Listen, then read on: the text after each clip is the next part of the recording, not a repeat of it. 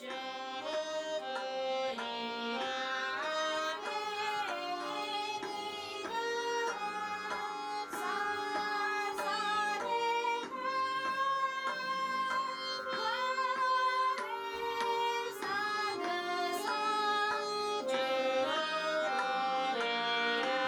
ತಾನ್ಪುರಿಯ ರಾಗ ಮತ್ತು ಈ ಯಂತ್ರದ ರಾಗ ನನಗೆ ಎರಡೂ ಒಂದೇ ರೀತಿ ಕೇಳಿಸುತ್ತದೆ.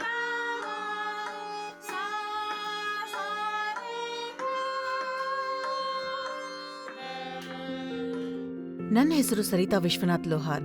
ನಾನು ಹುಟ್ಟಿದ್ದು ಗಡಿಂಗ್ಲಜ್ನಲ್ಲಿ, ಆದ್ರೆ ನನ್ನ ಬಾಲ್ಯ ಕಳೆದದ್ದು ಎಲ್ಲ ಕೊಲ್ಲಾಪುರಲ್ಲೇ. ಮದುವೆ ಆಗಿ 22 ವರ್ಷ ಆಯಿತು. ಈಗ ನನಗೆ ನನ್ನ ಹಾಡುವ ಕನಸನ್ನು ನನಸು ಮಾಡೋ ಅವಕಾಶ ಸಿಕ್ತು. 2019ರಲ್ಲಿ ತುಂಬಾ ಭಯಂಕರ ಪ್ರವಾಹ ಬಂದಿತ್ತು. ಆಮೇಲೆ ಪ್ರವಾಹದ ನೀರು ಇಳಿದ ಮೇಲೆ ನಾವು ನಮ್ಮ ಕೆಲಸ ಶುರು ಮಾಡಿದ್ವಿ. ಆಗ ಈ ಎಲ್ಲಾ ಸಾಮಾನು ಮೇಲಿನ ಮಾಳಿಗೆ ಮೇಲೆ ಇಟ್ಟಿದ್ವಿ. ನಾವಿಬ್ರು ಆಗ ಒಂದು ಸಣ್ಣ ಮಂದಿರದ ಕೆಲಸ ಮಾಡ್ತಿದ್ವಿ. ಆದ್ರೆ ಮೇಲೆ 3 ಇಂಚಿನ ಪಟ್ಟಿ ಅಂಟಿಸೋದು ಬಾಕಿ ಇತ್ತು. ಅದನ್ನ ತೆಗೆಯೋಕೆ ಅಂತ ನನ್ನ ಯಜಮಾನ್ರು ಮಾಳಿಗೆ ಹತ್ತಿದ್ರು. ಹತ್ತುವಾಗ ಈ ಹಳೆ ಮನೆಯಲ್ಲಿ ಗೂಟ ಇರುತ್ತಲ್ವಾ, ಅದನ್ನು ಹಿಡ್ಕೊಂಡು ಅವರು ಮೇಲೆ ಹತ್ತಿದ್ರು. ಆಗ ಅದು ಮುರಿದು ಹೋಯ್ತು. ಮತ್ತೆ ಅವರು ಕೆಳಗೆ ಬಿದ್ರು. ಅವರ ಕೈ ಮೇಲೆ ಬಲ ಹಾಕಿ ಬಿದ್ರು. ಆಗ ಕೈ ತುಂಬಾ ಜೋರಾಗಿ ಮುರಿಯಿತು. ಹಾಗಾಗಿ ಆಪರೇಷನ್ ಆದ್ಮೇಲೆ ಪ್ಲೇಟ್ ಹಾಕ್ಬೇಕಾಯ್ತು. ನಾವು ಯಾವುದೇ ಮನೆಯ ಮರದ ಕೆಲಸಕ್ಕೆ ಹೋದಾಗ್ಲೂ ಹಾಲ್ನಿಂದ ಹಿಡಿದು ಪೂಜಾ ಕೋಣೆ, ಅಡುಗೆ ಮನೆ ಎಲ್ಲಾ ಕಡೆ ನಮ್ದೇ ಕೆಲ್ಸ.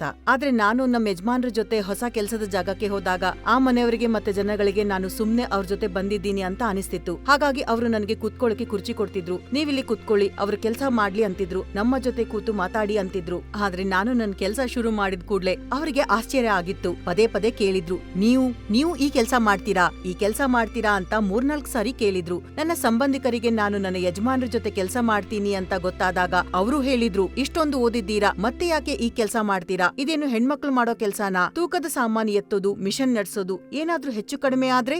ಏನಂದ್ರೆ ಅದು ಹಳ್ಳಿಯ ಹೆಣ್ಣು ಮಕ್ಕಳು.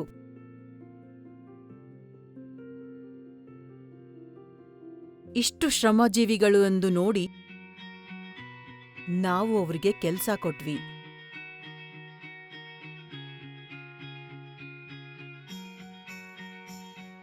ಆದ್ರೆ ನಾನು ದೆಹಲಿಗೆ ಹೋಗಿ ಬಂದ್ಮೇಲೆ ನನಗೆ ಮೊದಲನೇ ಪ್ರಶಸ್ತಿ ಬಂದಾಗ ಮೊದಲು ಬೇಡ ಅಂದಿದ್ದ ಅದೇ ಸಂಬಂಧಿಕರು ಈಗ ಇವರು ನಮ್ಮ ಅತ್ತಿಗೆ, ನಮ್ ತಂಗಿ ಅಂತ ಹೆಮ್ಮೆಯಿಂದ ಹೇಳ್ತಾರೆ. ನಾನು ಮೊದಲನೇ ಸಲ ಈ ಡ್ರಿಲ್ ಮಿಷಿನ್ ನನ್ನ ಕೈಗೆ ತಗೊಂಡಾಗ ಮರದ ಮೇಲೆ ಡ್ರಿಲ್ ಸುಲಭವಾಗಿತ್ತು. ಆದ್ರೆ ಕಬ್ಬಿಣದ ಮೇಲೆ ಈ ಡ್ರಿಲ್ ಮೆಷಿನ್ ಉಪಯೋಗಿಸೋಕೆ ತುಂಬಾ ಭಯ ಆಯಿತು. ಆರಂಭದಲ್ಲಿ ಮಷೀನ್ನ ಕಂಟ್ರೋಲ್ ಮಾಡೋದು ತುಂಬಾ ಕಷ್ಟ ಆಗಿತ್ತು. ಯಾರೇ ಗ್ರಾಹಕರು ನಮ್ಗೆ ಕೆಲಸ ಕೊಡುವಾಗ ಕೆಲಸದ ಕ್ವಾಲಿಟಿ ತುಂಬಾ ಚೆನ್ನಾಗಿರ್ಲಿ ಅಂತ ಅವರು ಬಯಸುತ್ತಾರೆ. ಅದಕ್ಕೆ ನಾನು ಯಾವಾಗ್ಲೂ ಒಳ್ಳೆ ಗುಣಮಟ್ಟದ ಮರ ಮತ್ತು ಪ್ಲೈವುಡ್ ಬಳಸ್ತೀನಿ. ಬಾಂಡ್ ಟೈಟ್ ಬಳಸೋಕೆ ಶುರು ಮಾಡಿದ್ಮೇಲೆ ನನ್ನ ಕೆಲಸದ ಕ್ವಾಲಿಟಿ ಇನ್ನೂ ಜಾಸ್ತಿ ಆಯ್ತು. ಮೊದಲೆಲ್ಲ ಬೇರೆ ಪ್ರಾಡಕ್ಟ್ ಬಳಸಬೇಕಾದ್ರೆ ಸನ್ಮ್ಯಾಕ್ ಎಲ್ಲಿ ಕಿತ್ತಿ ಬರುತ್ತೋ ಅನ್ನೋ ಭಯ ಇತ್ತು. ಆದ್ರೆ ಬಾಂಡ್ ಟೈಟ್ ಉಪಯೋಗಿಸೋಕೆ ಶುರು ಮಾಡಿದ ಮೇಲೆ ಆ ಭಯ ಪೂರ್ತಿಯಾಗಿ ಹೋಯ್ತು. ನಾನು ಈ ಪ್ರಾಡಕ್ಟ್ ಬಳಸಿದ ಮೇಲೆ ನನಗೆ ಅರ್ಥ ಆಯ್ತು ಅಂದ್ರೆ ಇದು ಕ್ವಾಲಿಟಿನೂ ಚೆನ್ನಾಗಿದೆ ಮತ್ತು ನನ್ನ ಸಮಯನೂ ಇದರಿಂದ ಉಳಿತಾ ಇದೆ.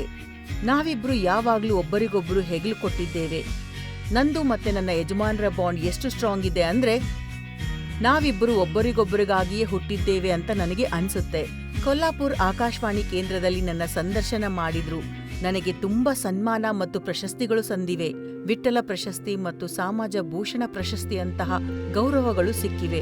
ಈಗಿನವರೆಗೂ ನಾವು ಎಷ್ಟೋ ಜನರ ಮನೆಯ ಕನಸನ್ನು ನನಸು ಆಗೋದನ್ನು ನೋಡಿದ್ದೇವೆ. ಅವರ ಮನೆಗಳಿಗೆ ಬಾಗಿಲುಗಳನ್ನು ಹಾಕಿದ್ದೇವೆ. ಆದ್ರೆ ಈಗ ನಮ್ಮ ಸ್ವಂತ ಮನೆ ಕೂಡ ರೆಡಿ ಆಗ್ತಿದೆ. ನಮ್ಮ ಮನೆ ಚೌಕಟ್ಟು ನಾನು ನಿಂತಿರೋ ಜಾಗದಲ್ಲಿ ಬರುತ್ತೆ.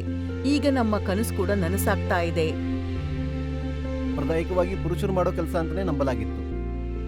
ಆದರೆ ಒಬ್ಬ ಮಹಿಳೆ ತನ್ನ ಗಂಡನ ಜೊತೆ ಹೆಗಲಿಗೆ ಹೆಗಲು ಕೊಟ್ಟು ಕೆಲಸ ಮಾಡ್ತಿದ್ದಾರೆ ಅಂತ ಕೇಳಿದಾಗ ನನಗೆ ನಂಬೋಕೆ ಆಗ್ಲಿಲ್ಲ.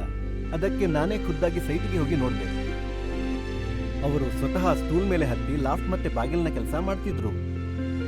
ಇದನ್ನು ನೋಡಿ ನನಗೆ ತುಂಬಾ ಆಶ್ಚರ್ಯನೂ ಆಯಿತು ಮತ್ತೆ ಮನಸ್ಸಿಗೆ ಸಂತೋಷನೂ ಆಯಿತು. ದೇಶದ ಮಹಿಳೆಯರಿಗೆ ಇದು ದೊಡ್ಡ ಪ್ರೇರಣೆ. ಹೇಗೆ ಈ ಸಹೋದರಿ ಶ್ರಮ ಹಾಕಿ ತನ್ನ ಸ್ವಂತ ಕಾಲ ಮೇಲೆ ನಿಂತು ಸಂಸಾರ ನಡೆಸ್ತಿದ್ದಾರೋ ಹಾಗೆ ನೀವು ಕೂಡ ಮುಂದೆ ಬನ್ನಿ.